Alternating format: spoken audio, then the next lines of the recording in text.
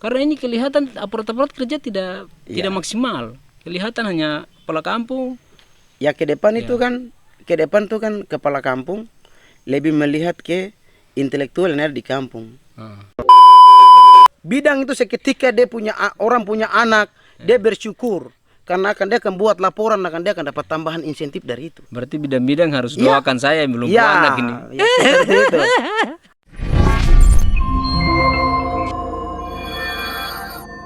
Baik, saudara, di mana saja Anda berada hari ini, Fajar Timur buat satu acara podcast yang kita akan berbincang dengan salah satu narasumber yang telah hadir di tempat kami. Ya, dia salah satu pendamping distrik dari distrik Mayamuk ya. Dari distrik Mayamuk. Ya, kita akan bincang-bincang seputar informasi-informasi terbaru terkait kepala kampung yang nantinya akan menjabat selama 9 tahun. Dan kemudian ada 2 miliar juga untuk per kampung nanti ke depan. Jadi tidak berlama-lama lagi, saya langsung perkenalkan narasumber kami. Silakan. Iya, baik. Terima kasih untuk media Fajar Timur yang bisa mengundang kami hari di saat sore hari ini untuk membicarakan tentang isu-isu atau terkait dengan kepala kampung 2 periode. Dulu di aturan lama 3 periode, tapi sudah diputuskan di dalam sidang DPR RI bahwa kepala kampung menjabat 2 periode, 1 periode 9 tahun. Ya. Dan hari ini kalau kepala kampung, nanti muncul pertanyaannya, kepala kampung sudah memimpin sampai 6 tahun, taruhlah di Kabupaten Sorong Selatan sampai 2026, berarti dia menambah 3 tahun menjadi 2029. Dan kepala kampung, satu kampung di 2024 itu mendapat dana desa per kampung 2 miliar. Kalau kampung-kampung yang sudah masuk dalam kampung-kampung mandiri atau kampung-kampung mandiri itu dia akan mendapat dana 5 miliar. Jadi tetap bisa mencapai 5 miliar, paling terendah 2 miliar. Nah, hari ini kampung-kampung sudah menyusun anggaran untuk 2024. Kalau kita di pemerintahan macam di birokrasi itu namanya biasa musrembang ya, atau mereka usung renstra. Tapi kalau kita di sini penyusunan muskam itu uangnya nanti menyusul, tunggu uangnya. Kalau ini namanya kita menyusun IDM, Indeks Desa Membangun. Oh, kalau dulu kan muskam itu artinya untuk menyusun perencanaan dulu baru menganggarkan supaya uang itu dia turun. Tapi sekarang bagaimana kalau dengan dana itu? Nah, kalau muskam uangnya kita sudah tahu hasil uangnya. Taruhlah uang 1 M atau uang 700 juta. Baru kita muskam apa yang diplot, plot sampai sesuai dengan uang. Nah, tetapi kalau IDM tidak, ini desa membangun tuh berarti kita susun. Di dalam ada template tentang kader lansia, kader PTM, bumil atau ibu hamil, anak-anak yang stunting, itu di dalam sudah ada. Jadi data itu langsung dimasukkan, kita upload langsung secara online, dikirim secara online. Langsung masuklah di Kementerian Keuangan. Sehingga nanti Kementerian Keuangan akan sudah menyusun anggarannya langsung. Berarti kerja kampung besok sudah berbasis online nih. Berbasis data. Kampung berbasis data. Jadi kampung tuh sudah boleh tuh menyiapkan tenaga-tenaga untuk kerja data. Kampung sekarang tidak bisa kerja manual.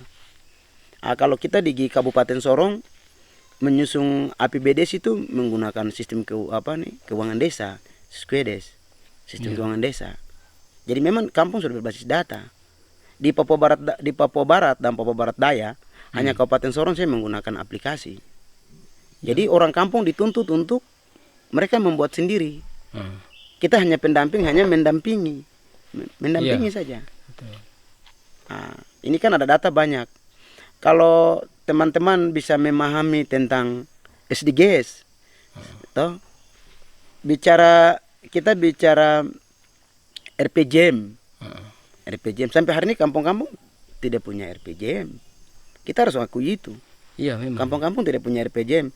Padahal menyusung RKP acuannya dari RPJM, ya. 5 tahun. 5 tahunan, toh. Nah, untuk menyusung RPJM harus berbasis kepada SDGs, System Development Goals. Semua harus sinkron. Harus ada 18 item di dalam. Soal desa kemiskinan, desa jangan ada kelaparan, desa jangan tertinggal, desa jangan ada, pokoknya ada beberapa, ada desa desa berantas dari masalah gender perempuan, toh. Perempuan harus bertumbuh bangkit di kampung, jadi pemimpin, jadi perempuan-perempuan handal seperti itu. Nah, ini sudah dalam 18 item. Itu artinya untuk 200 miliar itu. Sedangkan 2 miliar, 2 miliar ya, sorry. 2 miliar. Sedangkan untuk kepala kampung yang jabatan 9 tahun ini bagaimana itu, informasinya seperti apa? Kepala kampung kemarin sudah, kepala kampung kan persatuan kepala kampung seluruh Indonesia. Kalau di Jawa tuh ada asosiasi kepala kampung, persatuan kepala kampung. Mereka demo bagaimana mereka bisa demo, isunya tuh bagaimana mereka punya gaji per bulan. Hari ini kan mereka gaji triwulan, tapi hari ini mereka dijawab dengan 18 tahun kepemimpinan, toh. Dia bisa calon 2 kali. Nah, kalau dia calon 1 kali, taruhlah di Sorong Selatan 2029, dia masa pimpinan selesai, berarti dia juga mendapat hak, nanti diatur dalam aturan. Dia punya hak pembayaran purna bakti. Kepala kamu dapat purna bakti. Berarti masih bisa maju lagi periode ketiga? Periode kedua aja. Cuma periode dulu aturan lama 3 periode. Tapi sekarang sudah menjadi 2 periode, 9 tahun. 6 tahun berarti 3 periode. Berarti sama saya 18. Iya. Nah, 2 tahun sama saya 18, tapi dinaikkan menjadi 9 tahun. Kan 9 tahun, 2 periodenya 18 tahun. 18 tahun. Oke. Tapi itu berlaku tahun 2024. 2024. Sudah berjalan. Berarti dia susahkan, tinggal tunggu. Berarti dia nanti akan satu paket dengan pemilihan-pemilihan yang pilkada, politik DPR yang pemilu 2024 ini. Nah, bagus. Kalau kepala kampung, saya kasih contoh tadi, kepala kampung ada yang masa pimpinannya selesai di 2026, dia mulai masa surut. Dia akan ditambah menjadi 3 tahun lagi ke 2029. Contoh, saya jadi kepala kampung.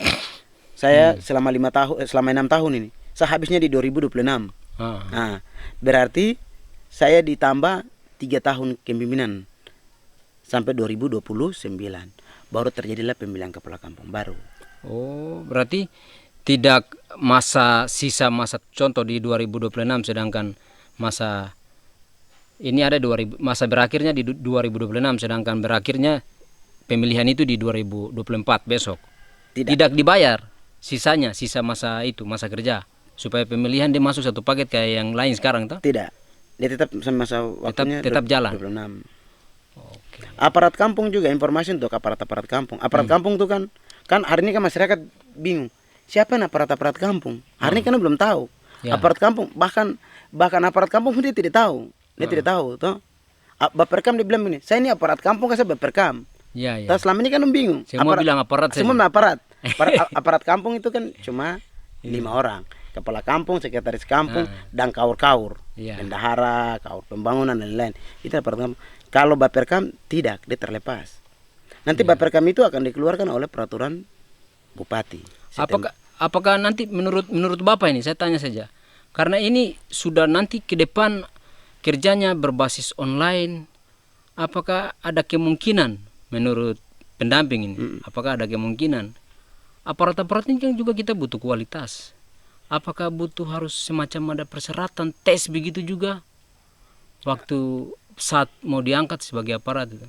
Karena ini kelihatan aparat-aparat kerja tidak maksimal, kelihatan hanya kepala kampung. Ya ke depan itu kan kepala kampung lebih melihat ke intelektual yang ada di kampung. Kenapa dana desa turun ke kampung supaya menciptakan lapangan kerja sehingga tidak ada pengangguran. Ah. Atau anak-anak selesai sarjana, Ya. terus tinggal pulang di kampung dipakai. Ya. Atau dipakai untuk bekerja itu yang tadi sistem online. Hari ini kan kampung tidak bisa, kita tidak bisa zaman dulu lagi. Iya memang. Semua sudah berubah online. Dan saya secara pribadi ya, saya pribadi tuh saya menilai suatu saat atau tahun-tahun akan datang APBD sudah tidak dicek oleh BPM. Itu prediksi saya. Ah. Dia sudah secara basis, kalau sudah bicara online berarti terakhir Jakarta periksa. Berarti tidak Sudah ada baik, sudah baik langsung aplikasi. tidak ada seperti sekarang yang harus rekomendasi, harus BPM kasih keluar lagi Tidak. pengawasan So, kayak ini gitu. kelihatannya sekarang kan dana desa ini kan sudah turun langsung masuk di KPPN. Iya. Sudah tidak melalui Kasda lagi. Dia tidak melalui Kasda. Dia langsung masuk di KPPN, tinggal rekomendasi masuk Kasda, kirim uang dari Kasda lah masuk dari apa nih KPPN. Ah. Kirim uang lah masuk rekening kampung. Iya, iya. Dia tidak langsung melalui Kasda. Dulu kan lewat Kasda. Sekarang kan tidak lewat Kasda. Jadi uang sudah tidak baik lewat pemerintah, karena nanti lihat agak lambat, pemerintah daerah agak lambat. Ya, kalau saya selama ini kan masuk rekening kampung, tapi sepertinya ada kerjasama antara pemerintah dan pihak bank. Baik ketika pencairan itu hal-hal yang masih kurang itu pemerintah ada fungsi kontrol di situ. Ya, Supaya tidak seenak-enak cair saja, tapi yang lain-lain ya. tidak dilakukan. Contohnya seperti mungkin LPG belum buat. Ya, seperti begitu. Mungkin perkam peraturan kampung terkait dengan RKP, terkait dengan apa namanya macam contoh BLT. Ya. Itu kan peraturan kampung harus dikeluarkan toh. Benar. Nama-nama siapa yang keluar, kepala kampung A nomor sekian, tahun sekian. Ya. Ya begitu. Itu satu sistem kontrol toh. Tapi menurut Bapak kalau ada seleksi, contoh saja ini contoh. Ya, Kalau ada seleksi untuk aparat, Bapak setuju tidak? saya setuju. Kenapa kita harus siapkan kampung itu? Kampung harus dia lebih apa? Kampung harus berinovasi. Ah. Kampung tidak bisa tenang, dia harus berinovasi. Ya. Ini negara sudah kasih uang loh. Negara sudah kasih uang berarti kita harus berinovasi. Berinovasi berarti butuh orang-orang yang skill. Ya. Toh kenapa harus anak-anak intelektual, orang-orang berskill supaya dia menjual, dia menjual kampung ini ke daerah lain. Oh ini Potensi. kampung, taruhlah ini kampung A dengan potensinya kampungnya Ya. seperti ini. Kita punya potensi tapi mau ekspos seperti apa? Setuju. Karena kita kalau tidak bisa ekspos berarti kita ketinggalan, kita tidak punya SDM-nya belum lengkap. Setuju. Begitu, itu harus memang ke depan harus disiapkan itu, bagian itu harus disiapkan. Berarti selama ini Bapak tugas di Sorong tapi melihat perkembangan di Sorong Selatan. Kalau saya Seperti apa? melihat Sorong Selatan, saya lihat hari ini kampung-kampung, ya kita jujur ya, kampung-kampung belum bisa membuat dokumen. Itu kita jujur di Sorong Selatan. Dokumen perencanaan. Dokumen perencanaan. Mereka tidak bisa buat. Saya tidak tahu ini sistem salah di mana. Salah di pendampingan, atau salah di pemerintah, atau di mana. Kalau pendamping dia cuma datang untuk memfasilitasi. Pendamping tidak bisa membuat dokumen. Iya. Itu tidak bisa. Iya. Dia cuma tugas memfasilitasi. Dia mengajarkan yang tidak bisa menjadi bisa. Bimbing. Itu dia harus bimbing. Bukan berarti dia duduk Dia ketik terus lagi. kerja. Dia cuma mengarang, Bapak kerja ini, kerja ini, kerja ini. Dia tidak bilang, kok kasih kemari saya kerja, kasih kemari. Tidak bisa. Itu tidak bisa. Itu kita sudah melanggar aturan. Kita cuma kerja. Tapi pernah ada informasi katanya ada masyarakat juga yang lapor pendamping, katanya ada lapor bayar-bayar apa begitu. Ya. Bagaimana menurut Bapak? Ya, menurut informasi itu ya ada. Tetapi saya pikir teman-teman pendamping tidak semua seperti itu. Ya. Ada yang betul-betul tuh dia bekerja dengan hati. Luar Dia ingin untuk bekerja dengan hati. Ya. Pendamping dia sebagai guru sebenarnya. Dia sebagai guru, dia ada sebagai guru. Teman-teman pendamping dorang digaji dengan kecil. Toh, memang kita harus bicara jujur, mereka gaji dengan kecil. Tapi topoksi kerja mereka, saya pernah bicara dengan pimpinan saya, Korprov. Saya bicara di AIMAS, kita rapat di sekretariat. Saya bilang begini, Pak, kami di zaman PMPM, Bapak Korprov ini kan pernah tugas di distrik Wayer. Ya, Pak Aswar pernah tugas pendamping distrik Wayer. Sekarang jadi pimpinan pendamping Papua Barat dan Papua Barat Daya. Pak Aswar, anak dari Wayer, pernah tugas pendamping di Wayer. Saya bilang, Bapak, kami dulu PMP Mandiri itu dikasih uang besar. Kami hanya kelola uang cuma 200 juta. Tetapi kita dikasih uang miliar. Tapi kami diberikan operasional yang kecil. Nah, apa yang terjadi? Kita diberi tanggung jawab besar, kerja. Kita diberi upahnya kecil. Tetapi ada 1-2 orang yang betul-betul dia melayani di kampung. Ya. Nah, kalau kita bicara dana desa, itu kita buat RKP. Kita buat RKP, APBDes muncul. Seperti biasa. Ya, seperti biasa. Tetapi sekarang ada baru, APBDes begitu jadi, sudah clear nih. Clear, APBDes sudah selesai. Tapi APBDes itu Jakarta belum membaca, Kementerian Desa belum membaca. Ya. Dia belum membaca dari sistem D18 SDGs itu, dengan System Development Goals itu, D18 item itu, sudah terbaca dalam aplikasi namanya Monef DD. Monef DD. Berarti di dalam Monef DD itu kita buka, nanti yang bisa buka Monef DD itu pakai pendamping punya kode KTP. Ya. Pendamping distrik itu. Dia akan upload. Oke, MCK itu masuk di mana? MCK dia akan masuk dalam sistem infrastruktur, tetapi dia juga masuk juga di bagian pencegahan stunting. Ya. Dia bicara stunting juga. Jadi disitulah muncul nilai, perhitungan nilai stuntingnya akan muncul situ. Di satu distrik itu bisa menghabiskan stunting itu 1 miliar. Saya di distrik Mayamuk tahun 2023 pencegahan stunting 1 miliar lebih, 1 miliar 200 sekian juta. Jelas muncul di dalam aplikasi. Jadi kampung-kampung dong punya APBDes-nya tuh saya ambil, terus saya upload di Monef. Di situ berarti kementerian akan baca. Jadi bicara dana desa ini bukan satu menteri yang kerja. Bicara pariwisata, bicara desa wisata, berarti bicara tentang Kementerian Pariwisata. Bicara tentang guru PAUD, bayar guru PAUD, guru SD, bicara bangun PAUD, berarti kita bicara tentang pendidikan. Bicara tentang stunting, berarti bicara dengan bayar kader posyandu, kader lansia, kader PTM. Kita bayar mereka, tapi kita akan baca kepada Kementerian Kesehatan. Kita bicara tentang desa ini ketahanan pangan, berarti bicara tentang Kementerian Pertanian. Semua. Dan desa ini bicara semua lintas kementerian. Lalu sekarang dengan angka putus sekolah yang begitu tinggi, ya bagaimana menurut Bapak lihat dana desa yang begitu besar sudah berapa tahun ini hadir di pokoknya seluruh Indonesia, tapi lebih khusus di Sorong Selatan. Bapak lihat ini bagaimana? Ini salahnya di mana? Baik, terima kasih. Kalau saya di distrik Mayamuk, saya coba untuk mendata.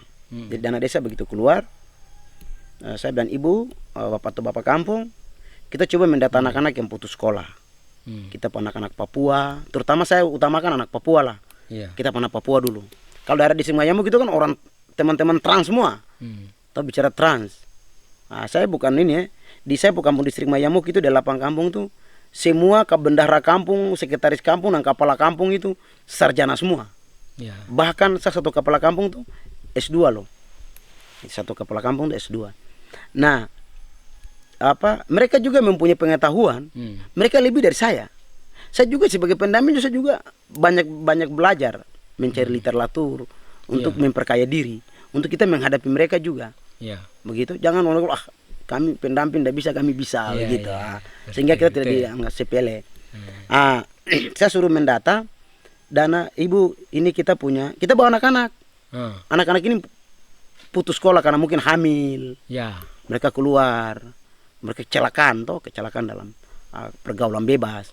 Kita panggil dengan orang tua, datang dulu di kantor kampung, kita tanya, adik kau mau sekolah ke tidak? Kau putus di mana? Saya putus di SD kelas 6. Saya putus SMP kelas 1, kelas 2. Kau mau sekolah ke tidak? Saya mau sekolah. Oke, sudah, kita gunakan dana desa. Kita urus apa? Kita urus mereka paket untuk ijazah tuh SD seperti lanjut. Kita bisa urus saja untuk nanti kau lanjut ya, kau lanjut ke SMP. Dari SMP kita urus ya untuk lanjut ke SMA. Kita bantu sehingga mereka menyiapkan mereka untuk mereka ke depan. Ini Papua Barat Daya sudah jadi. Kalau tuan tersiapkan begitu, bagaimana? Ini saya harap ini juga bagian yang tuan sama-sama tanggung jawab di Sorong Selatan. Ada dana desa jalan, teman-teman dari legislatif, eksekutif, atau menangani bagian ini, tuan sama-sama bicara. Tuan terus bicara lain-lain. Besok ini pemekaran kabupaten banyak ini. Apakah anak-anak ini siap atau tidak? Betul, apalagi dengan informasi kenaikan dana desa yang tadi sudah disampaikan itu. Lalu kemudian jabatan kepala kampung yang nanti akan 1 periode saja 9 tahun. Iya. Iya, 9 tahun.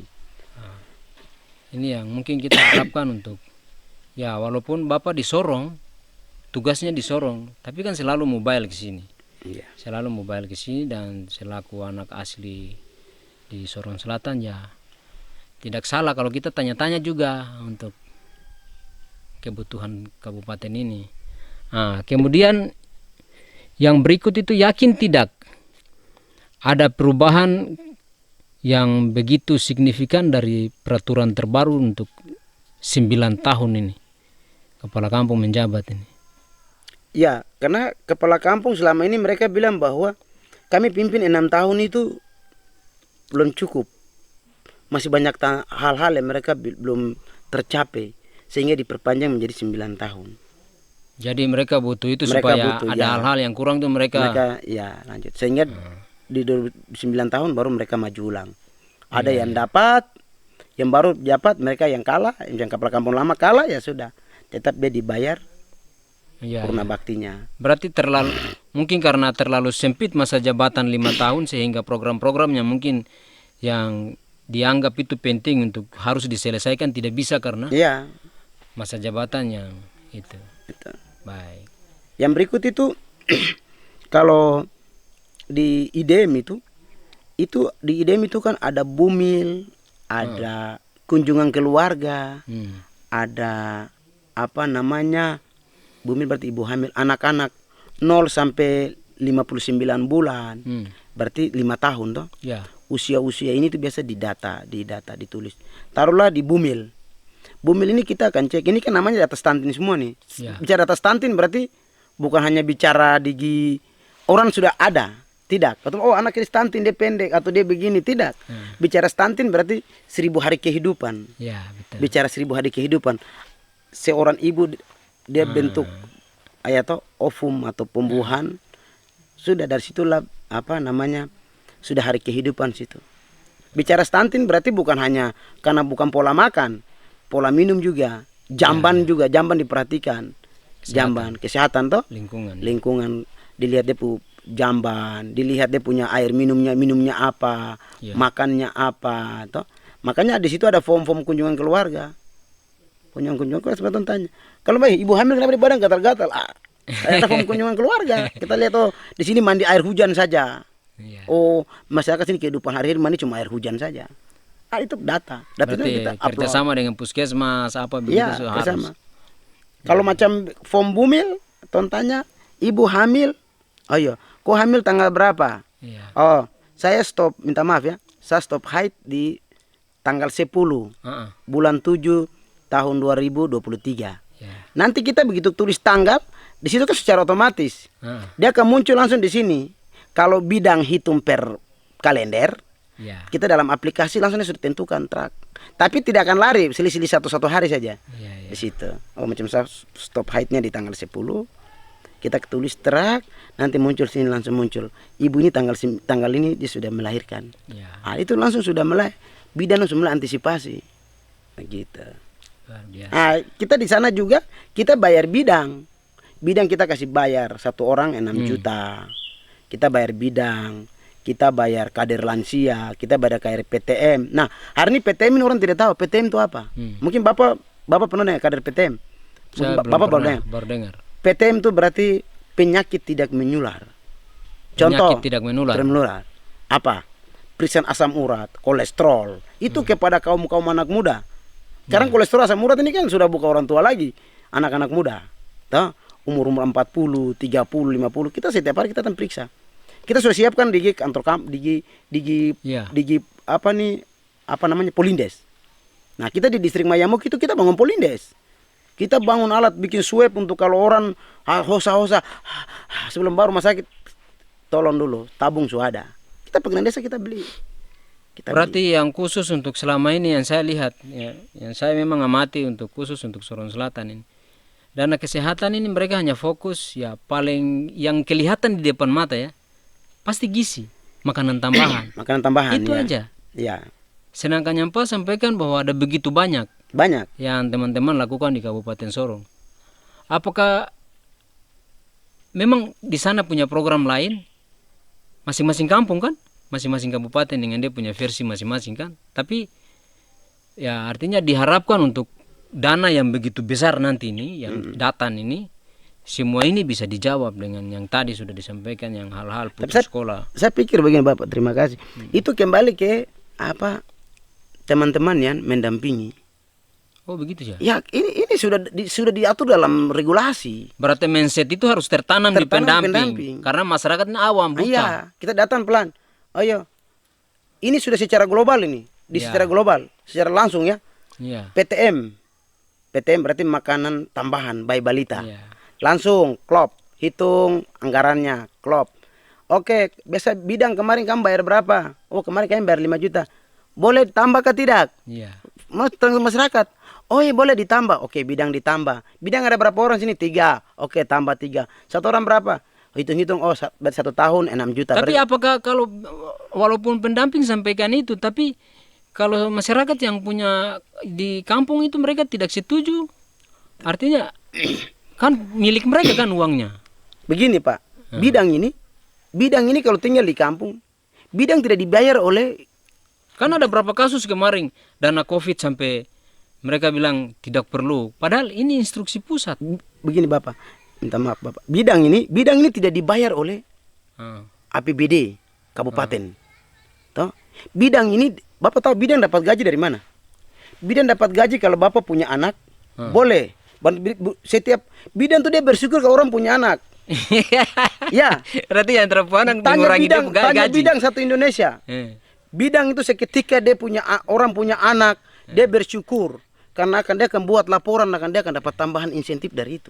Oh begitu ya. Bidang dibayar dari itu, dari setiap bayi, laporan seorang bayi dilahirkan, itu tugasnya bayi, itu tugasnya bidang. Berarti bidang-bidang harus doakan saya yang belum punya anak ini. Ya, seperti itu. Makanya apa? Kami kampung mulai turunkan bidang. Kalau bidang 3 orang kami bayar. Kalau 6 juta, 18 juta. 1 tahun klop. 18 juta. Setuju. Lanjut. Kader PTM minimal 5 orang. Bagaimana lihat warga penduduk sini, penduduk jiwanya bagaimana? Boleh? Oh, sudah kami bisa sanggup 2. Bayar PTM-nya 2. Oke. Gitu ya. Kader lansia di sini banyak. Oh, lansia tidak banyak. Cukup 2. Oh, berarti oke, kader posyandu tetap 5. Yang menangani anak tuh. Kader posyandu tuh ada 5, tetapi ada satu namanya tuh KPM. Kader pembangunan manusia. Tapi kami di distrik Mayamuk, kami kasih kader posyandu 5, KPM sendiri. Kenapa KPM? Don cuma tahu catat itu di buku kontrol itu catat. Nanti KPM yang bikin rekapan. Dia buat rekapan. Toh form A, form B, kunjungan bulanan 3 bulan sekali, ibu bayi panjang berapa, tinggi berapa, nanti dia yang mencatat itu. Baik. Sehingga dia buat laporan itu ke teman-teman, masuk lalu mendata scorecard. Muncul atas scorecard kesehatan. Nah, kita laporkan. Ini masyarakat di Mayamuk seperti ini, atau masyarakat di kampung ini seperti ini. Nah, seperti itu. Baik, terima kasih untuk Nah, yang saya lanjutkan, kalau kami sudah kasih masuk kader lansia, kami sebenarnya kader PTM, langsung kami tulis. Kami panggil susternya. Suster atau Pak Kapus, tolong bikin perincian untuk lansia itu pemeriksaan apa? Oh iya Bapak, ini tolong stick untuk apa? Pemeriksaan darah gula. Kami kampung, gunakan anak kampung, beli lagi. Kami taruh di stok tinggal. Oh, di sini ada ibu hamil. Ibu hamil perlu butuh susu bumil ke tidak? Kampung beli. Oke, baik. Ya, luar biasa pemirsa di mana saja Anda yang menyaksikan podcast ini salah satu pendamping dari dana desa, mulai dari PNP Mandiri sudah sampai masuk lagi di dana desa perubahan undang-undang. Ya, ada informasi terkait itu, jabatan kepala kampung yang nanti dari 6 tahun dia akan beranjak ke 9 tahun. Jadi 2 periodenya 18 tahun masa jabatan. Jadi tadi kita bincang-bincang, ya terlalu banyak yang disampaikan bahwa dia tugas di Kabupaten Sorong, tapi selalu mobile ke Sorong Selatan. Jadi yang di Sorong Selatan sedikit kita gali-gali informasi bahwa memang dana desa itu bukan hanya untuk bangun fisik dan lain-lain, tapi kesehatan juga perlu. Ini banyak di Sorong dilakukan. Ya luar biasa. Mungkin ada yang mau disampaikan lagi. Yang satu lagi, kami juga anggarkan Hmm. masalah kita bicara iman, ketakwaan. Hmm. Kami bangun juga, kami biayai per tahun, kami bayar guru ngaji. Ya. Macam teman-teman di daerah situ kan ada pesantren, Iya. ada anak, kita kasih ke guru ngaji. Terus kita kasih juga untuk guru sekolah minggu. Kita langsung anggarkan. Oh, guru sekolah minggu dapat 15 juta. Untuk apa? Kalau mungkin jalan salib, belum terbutuh cari uang lagi. Oh begitu ya? Iya, kita anggar Pemda desa. Boleh ya? Boleh. Kita anggarkan. Guru ngaji kita anggarkan. Iya, iya, iya. Kalau Kristen dapat 15 juta, berarti Muslim juga dapat 15 juta. Supaya seimbang. Jadi kami di semuanya kami anggarkan. Sehingga apa? Lo butuh kertas. Mama apa? Kakak guru-guru sekolah minggu dong, kalau mau cari kertas, enggak perlu cari kertas. Uang sudah ada loh, tinggal beli kertas. Ya, memang seharusnya begitu, karena mereka didik ini orang yang tidak tahu apa-apa jadi yang tahu apa-apa begitu. Jadi harus Ini diperhatikan. kan kita bicara moral, anak-anak kita tanamkan moral dari Benar, sekarang. setuju sekali. Dan ini memang hampir saya memang lihat gereja, kehadiran gereja memang khusus kita orang Nasrani, Kristen, kehadiran gereja memang menolong sekali. Saya lihat bagus kehadiran ini guru-guru sekolah minggu. Kalau dianggarkan tuh ya mudah-mudahan yang di Sorong Selatan yang mengikuti acara ini mungkin bisa dengar bahwa memang tidak salah kalau dianggarkan ke hal-hal itu, karena ini orang di Kabupaten Sorong juga anggarkan. Jadi mudah-mudahan apa yang kita diskusikan ini bermanfaat untuk kita semua.